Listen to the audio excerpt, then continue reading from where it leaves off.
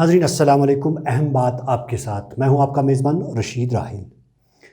آج ہم جس اہم شخصیت سے بات کر رہے ہیں وہ شخصیت ہیں حکیم محمد اقبال نقشبندی صاحب، جو کہ کچھ گجرات سے ہیں اور غالباً پہلی دفعہ وادی کشمیر تشریف لائے ہیں، اور ہم نے سوچا کیوں نہ ہم ان کے ساتھ ہم کلام ہوں گے۔ اصل میں یہ ایک انجینئر تھے، میرین انجینئر، اور اس کے بعد انہوں نے سماجی خدمت کرنے کا ذمہ لیا، اور پورے ملک میں یہ ان لوگوں تک پہنچ جاتا ہے جن کو مشکلات کا سامنا زندگی میں ہے۔ آپ کا بہت بہت شکریہ ہمارے پروگرام میں۔ حکیم صاحب، آپ سے جاننا چاہتے ہیں سب سے پہلے کہ آپ کچھ گجرات سے ہیں، وہ جگہ ہے جہاں 26 جنوری کے دن زلزلہ آ گیا اور پورا کچھ ختم ہو گیا، تو پھر کس طرح آپ وہاں دوبارہ وہ علاقہ آباد ہوا، تو اس میں کن لوگوں کا زیادہ رول رہا، یہ آپ سے جاننا چاہتے ہیں۔ ایک تو جو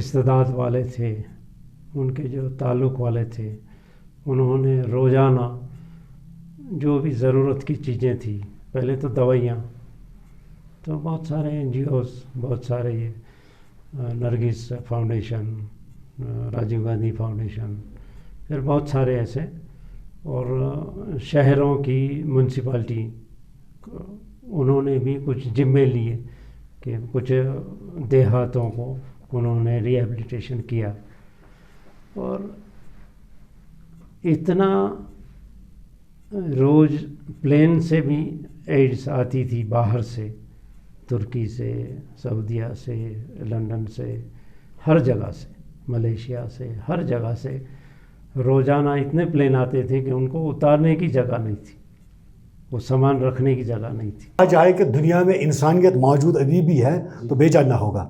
تو بہرحال یہ تو آپ نے کہا کہ کس طرح سے وہ آباد دوبارہ ہوا۔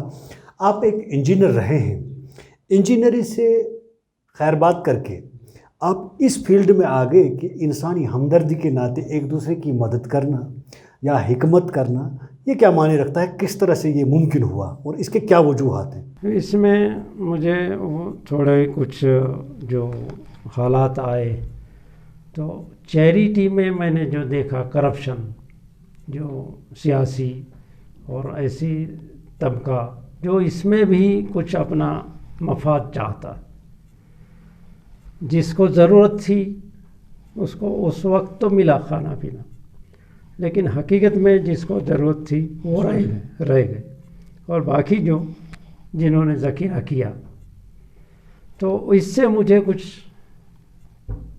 یہ ملا کہ حقیقت میں کچھ ان لوگوں کے لیے بھی کرنا چاہیے جن کو ضرورت ہے۔ آپ کا جو بھی فن ہے، آپ کے پاس جو بھی وسائل ہے، ان سے آپ ضرورت مندوں کی مدد کرنی چاہیے، ورنہ تو آپ کی بھی پوچھ ہوگی کہ آپ کے پاس نالج تھا، آپ کے پاس ضرورت مند بھی تھے، آپ کے پاس سب کچھ تھا، آپ نے کیا کیا؟ تو اس سے مجھے تھوڑی یہ ملی، اور میں تعلق رکھتا ہوں سلسلہ نقشبندی سے، اور ہمارے یہاں حضرت ابو القاسم جو حضرت زین العابدین کے پر پوتے، تو ان سے بچپن سے ہی ہمارا یہ رہا ہے، اور والدین، اور یہ بھی ایک پیری مریدی سے گزرے ہوئے، اور ایک یہ سلسلہ جو ایک ترتیب وار سلسلے سب حق پہ ہے، جو بھی مسلک ہے وہ بھی حق پہ ہے، سب کو پہنچنا ہے اللہ کی طرف، اللہ کے رسول کی بات سے، جو بھی کوئی بھی ہو۔ دلی جانا ہے، آپ کیسے جاتے ہیں وہ معنی نہیں رکھتا، بس وہاں پہنچنا راستہ وہی۔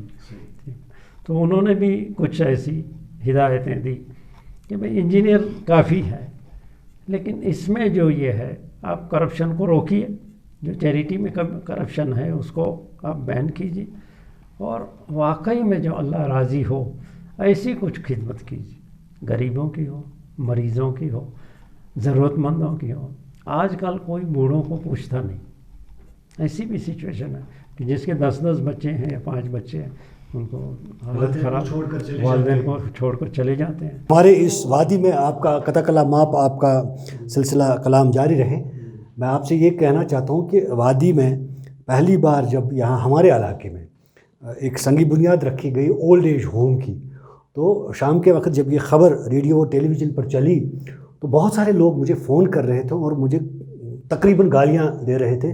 یار راحل صاحب، آپ کے علاقے میں اولڈ ایج ہوم سرکار بنا رہی ہے، واٹ از دس؟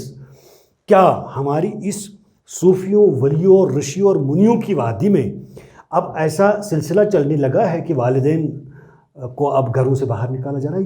یہ ایک حقیقت ہے. بزرگی میں تو جب بزرگ ہو جاتے ہیں لوگ، عمر رسیدہ ہو جاتے ہیں، تو ان کو وسیلے کی ضرورت ہوتی ہے، ان کو سہارے کی ضرورت ہوتی ہے. تو ایسے لوگوں کے لیے آپ ابھی تک کچھ کر رہے ہیں گجرات میں یا گجرات سے باہر؟ یہ ہم چھوٹے پیمانے پہ جتنے بھی ہمارے وسائل ہے اس طرح سے ہم ان کو جو بھی خدمت ہم کر سکتے ہیں. ایسے بزرگ بھی ہیں جن کو صرف باتیں چاہیے، جو باتیں کرنے والا چاہیے، ان کو کوئی سننے والا چاہیے. تو ایسے بھی یہ لوگ ہیں جو ان کے پاس بٹھاتے ہیں کہ بھئی آپ اپنی جو بھی گفتگو کرنی ہے کیجیے. تو ایسے بھی ہیں جو ایکسپرٹ ہے اور وہ چاہتے ہیں اپنا جو نالج ہے، اپنا جو ایکسپیرینس ہے وہ کسی کو بانٹیں، لیکن ان کو کوئی سننے والا نہیں، سننے والے چاہیے. تو ان کا یہ درد ہے کہ ان کو کوئی سننے والا چاہیے. اس کی یہ بیماری ہے. اور جو کوئی بیمار ہے تو آج کل دیکھتے ہیں کہ میڈیکل فیلڈ ابھی آج کل بہت ہی کرپٹ ہو گیا. میں نے بہت نزدیک سے اس کا معائنہ کیا ہے کہ کوئی غریب آدمی اچھی ٹریٹمنٹ نہیں لے سکتا. اور ڈاکٹروں کے اچھے بھی ہوں گے، اس میں یہ نہیں، لیکن اکثر بیشتر 80% تو میں نے آبزرو کیے کہ ڈاکٹر چاہتے ہیں کہ جو اس کے پاس جو بھی ملکت ہے وہ میں چھین لوں. اس کا یہ ٹارگٹ ہے. اس کا یہ ٹارگٹ نہیں ہے کہ وہ بندے کو بیماری سے چھٹکارا دے.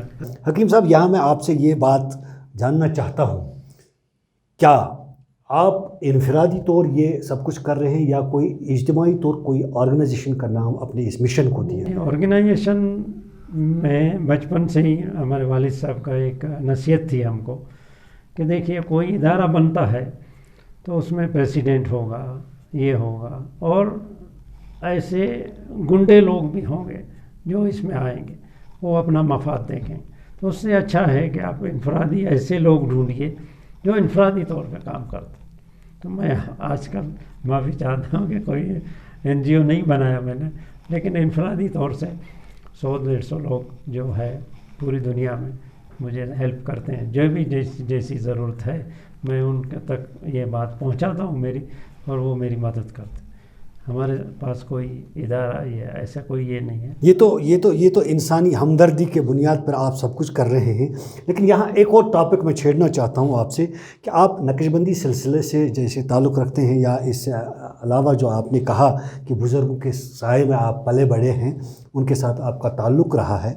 روحانی طور ایک انسان کی اصل حقیقت کیا ہے، وہ میں جاننا چاہتا ہوں کہ روحانی طور ایک انسان کی اصل حقیقت کیا ہے، کیوں انسان کو بنایا گیا ہے؟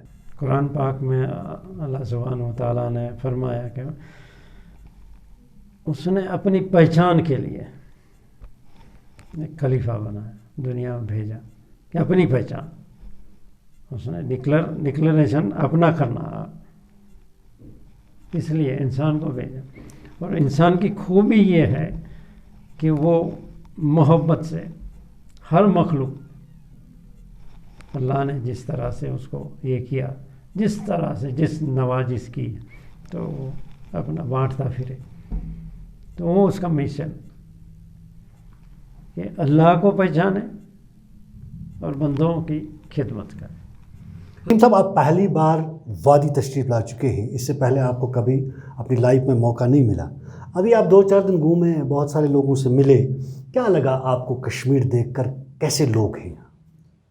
کیونکہ ملک کے باہر جو کشمیر کی پہچان ہے، ایک زمانہ تھا کہ جب کشمیر کو جنت کہا جا رہا تھا.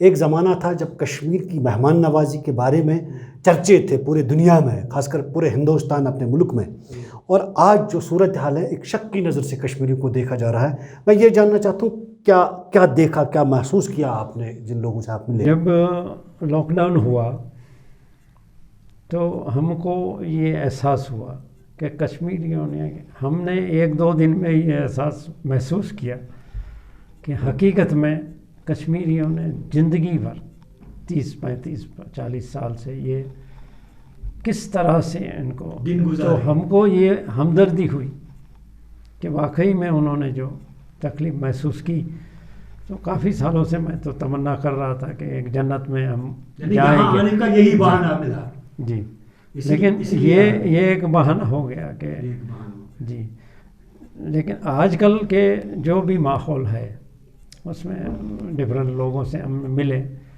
جی، اور وہ ایک یہ ہے، لیکن آج بندہ خود میں گم ہے، بزنس میں ہو یا اس کی جو بھی ایکٹیویٹیز ہے، تو اس کو چاہیے کہ فرصت کے لمحات نکالے اور خود کو پہچانے، اللہ کو پہچانے۔ اللہ نے اپنی کتاب میں کہا ہے کہ مجھے کیا پڑی ہے کہ میں آپ پہ عذاب بھیجوں، کہ تکلیف بھیجوں۔ مجھے یہ بھی تجسس رہا کہ یہ اتنا ظلم، اتنا جو بھی ہوا سب کے سامنے ہے، کسی کو بولنے کی ضرورت نہیں ہے، جو بھی ہے، تو یہ کیوں ہوا؟ یعنی آپ کے کہنے کا مطلب یہ ہے کہ ہم ہی ذمہ دار ہیں، انسان ہی نہیں، ایسا یہ ہے کہ اس میں کیا وجہ ہے، کس وجہ کی آج تک مشکلات کا سامنا یہ ہو رہا ہے، اس کی شناخت کیوں نہیں ہوئی اور اس کا علاج کیوں نہیں ہوا، یہ میرا تجسس تھا۔ تو یہ دیکھ رہا ہوں میں کہ وہاں بھی ایسے لوگ ہیں، ایسا نہیں کہ ہم الگ ہیں، لیکن یہ احساس جو مجھے اس میں لاک ڈاؤن میں ملا کہ واقعی میں جو اللہ کا پلاننگ ہے کہ آپ کی تکلیف میری تکلیف ہے، میری تکلیف آپ کی تکلیف ہے، جب یہ احساس پیدا نہیں ہوگا تب تک اخوت کا بھی اور اپنا جو مشن جو اللہ نے جو بندے کو بھیجا ہے محبت کے لیے ہی بھیجا ہے، تو وہ پورا نہیں ہوتا جب تک اس تک ہم پہنچیں گے نہیں۔ آپ کے کہنے کا مطلب زائرین کو ہم یہ سمجھانا چاہتے ہیں، آپ کی بات واضح طور کہ جہاں سرکاری سطح پہ یہاں کوشش کی جا رہی ہے، یہاں محبت، اخوت، برادری، مساوات پھیلانے کی، تعمیر ترقی لوگوں کی، اسی طرح آپ انفرادی بھی چاہتے ہیں کہ کشمیریوں کے ساتھ ہمدردانہ طور پیش آ جائے، ان کی خدمت کی جائے، ان کے مشکلات کا ازالہ ہو سکے، یہی آپ کا مشن ہے، اور مجھے امید ہے انشاءاللہ اللہ تعالیٰ آپ کو اس مشن میں کامیابی عطا کرے گا۔ اور ایک اور سوال آپ سے پوچھنا چاہتا ہوں کہ آپ حکمت جانتے ہیں، اور حکمت کے ساتھ ساتھ آپ ایک وہ جو لیٹسٹ تھراپی، کپنگ تھراپی جس کو بولتے ہیں، وہ کرتے ہیں، وہ کہاں سے سیکھی ہے، اور کیا کشمیر میں آپ اس طرح کا کوئی پروگرام چلائیں گے جو بیمار لوگ ہیں؟ آقا صلی اللہ علیہ وسلم کی سنت ہے حجامہ، اور جب آپ صلی اللہ علیہ وسلم معراج پہ گئے تھے تو ہر طبقے کے فرشتوں نے آپ کو التجا کی کہ آپ کی امت کو حجامہ کی نصیحت کرنا، حجامہ کے پریکٹس کے لیے یہ کرنا۔ اس میں دیکھا گیا ہے کہ میں نے اسٹڈی کیا، 4 جگہ پر میں نے ٹریننگ لی اس چیز کی، اور ایکسپرٹ سے جو بھی اس کے سیکھا، اور یہ چیز حدیثوں میں اس کی یہ ملتی ہے کہ جو انسان کی اندر جو امپیورٹیز ہے، ٹاکسیکنس ہے، وہ باہر جو بھی کچرا ہے جو بھی باہر نکل رہا ہے، ایک تو ہے سانس کے ذریعے، کف کے ذریعے، پھر پیشاب کے ذریعے، پھر پاخانے کے ذریعے اور پسینے کے ذریعے، اور اس کے ذریعے جو بھی یا کہ کہیں لگ گیا تو پس کے ذریعے، تو یہ اگر نہیں نکلتا ہے تو 2nd and 3rd لیئر میں یا 3rd and 4th لیئر میں وہ جم جاتا ہے، یعنی بیماریاں اسی سے پیدا ہوتی ہیں، اور 70% बीमारियां इससे पैदा होती हैं। जो ये जो मवाद है जो वो फसाद फैलाता है, जो खून को क्लियर भी नहीं होने देता, और बाकी जो चीज़ें हैं जो फंक्शन है उसका रिस्ट्रिक्ट करता है। जो जिसके भी जो भी फंक्शन है, जो जल्द के फंक्शन है, जो भी जो मतलब जिस तरह के ऑर्गन्स के फंक्शन है उसमें वो रुकावटें डालता है। इसीलिए कपिंग की जाती है। और वो कपिंग से खून नहीं निकलता, लेकिन वो जो मवाद है उसको बाहर निकलते ही उसको बंदे को इतनी राहत होती है। अगर उसने 3 कप भी लगाए सुन्नत के तो उसको समझो कि एक बहुत ही राहत मिलती है, उसको सुकून मिलता है। एक बंदा था, वो कस्टम में बड़ा ऑफिसर है, सुपरिटेंडेंट है, उसको सर का दर्द था और उसका वेट भी 120 kg था। तो किसी ने उसको बताया होगा कि यहाँ, तो वो बेंगलोर गया, तो बेंगलोर में किसी ने मेरा नाम दिया होगा, कोई दोस्त ने, कि भाई आपको कच्छ में ये अवेलेबल है। तो उसने वहाँ आके फिर सर का ये किया, तो हमने 3 कप लगाए। तो उसने बोला कि मुझे जो 20 साल से प्रॉब्लम था वो आज 1 दिन में ही राहत हो गई। मौजूदा साइंसी दौर में ये चीज़ें भी जो जदीद किस्म के इलाज मुआलजे हैं उससे भी ठीक किया जा सकता है, यही आपका कहना है। हकीम साहब, आपका बहुत बहुत शुक्रिया। फिर कभी आपसे मुलाकात करेंगे इंशाल्लाह। आपने कश्मीर मिशन उठाया है, आप कश्मीर आते रहेंगे और हमारे साथ आप जुड़े हैं, इंशाल्लाह फिर आपसे मुलाकात होगी। दीजिए अपने मेज़बान रशीद राहिल को इजाज़त। अल्लाह निगहबान। Subscribe Asian Mail, press bell icon, never miss an update.